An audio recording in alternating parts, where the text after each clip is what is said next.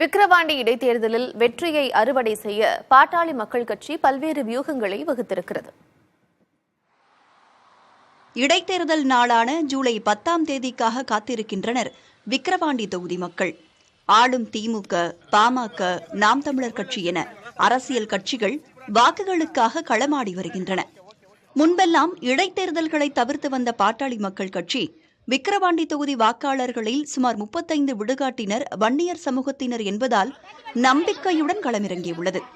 வன்னியர்களுக்கான 10.5 விழுக்காடு உள் ஒதுக்கீடு கிடைத்தால்தான் கல்வி, வேலைவாய்ப்பில் உரிய இடம் கிடைக்கும் என்ற பரப்புரையை முன்னெடுத்துள்ளது.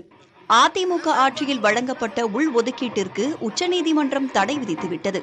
அதை செயல்படுத்த சாதிவாரி கணக்கெடுப்பு நடத்த வேண்டும் என்றும், ஆனால் திமுக அரசு அதை செயல்படுத்தாமல் தாமதித்து வருவதாக குற்றம் சாட்டுகிறது பாமக.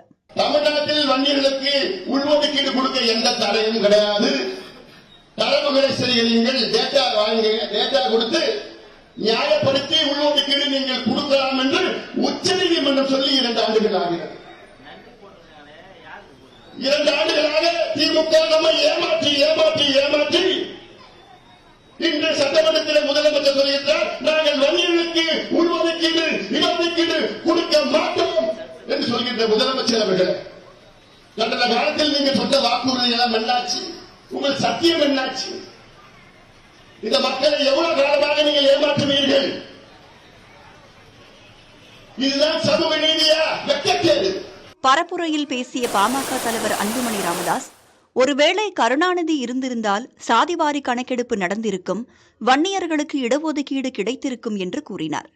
சாதிவாரி கணக்கெடுப்பினால் ஒவ்வொரு சமூகத்திற்கும் உரிய இடஒதுக்கீடு கிடைக்கும் என்ற பரப்புரையை முன்னெடுத்து வரும் பாமக, இடஒதுக்கீடு முறையாக கிடைக்கவில்லை என கருதும் பிற சமூகத்தினரின் வாக்குகளையும் பெறலாம் என்றும் கணக்கு போடுகிறது. எங்களுடைய மக்கள் என்னை தெளிவாக தெரிந்திருக்கிறார்கள். ஆதிதிராவிட மக்கள் என்னை புரிந்து கொண்டிருக்கிறார்கள். மற்ற சமுதாய மக்கள் எனக்கு ஆதரவு அதிகமாக இருக்கிறது. இந்த ஆதரவு 2016 எனக்கு அதிகமாக இருந்தது. அதன் தொடர்ச்சியாக இப்பொழுது மக்களுடைய எழுச்சி ரொம்ப தீவிரமாக இருந்து கொண்டிருக்கிறது.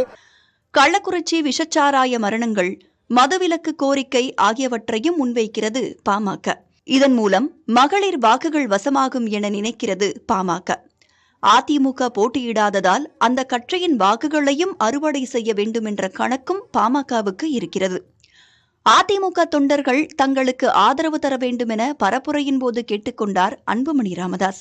பெண்களுடைய எதிரி திமுக, தெரு தெருவா சாராயத்தை கொடுத்து தாலியை அறுத்து கோடிக்கணக்கான குடும்பங்களை நாசப்படுத்திக் கொண்டிருக்கின்ற திமுக, அதை சிந்தியுங்கள். அண்ணா திமுக நண்பர்களுக்கு ஒரு அன்பான ஒரு வேண்டுகோள், இந்த தேர்தலில் உங்களுக்கு எதிரி யாரு? திமுக. எம்ஜிஆர் கட்சியை தொடங்கின காரணமே திமுகவை அழிக்க வேண்டும், ஒழிக்க வேண்டும் என்ற நோக்கத்திலே எம்ஜிஆர் அவர்கள் கட்சியை தொடங்கினார்கள். அதற்கு உங்களுக்கு ஒரு சந்தர்ப்பம் இந்த தேர்தல் கிடைத்திருக்கிறது.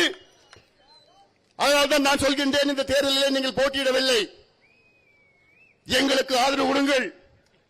விக்கிரவாண்டி தொகுதியின் அதிமுக நிர்வாகிகளை ரகசியமாக சந்தித்து ஆதரவு பெறும் முயற்சிகளிலும் பாமக இறங்கியுள்ளதாக கூறப்படுகிறது. திமுகவின் கூட்டணி பலம், ஆளுங்கட்சி பலம் உள்ளிட்டவற்றை கடந்து வெற்றியை ருசிக்க தீவிரம் காட்டி வருகிறது பாமக.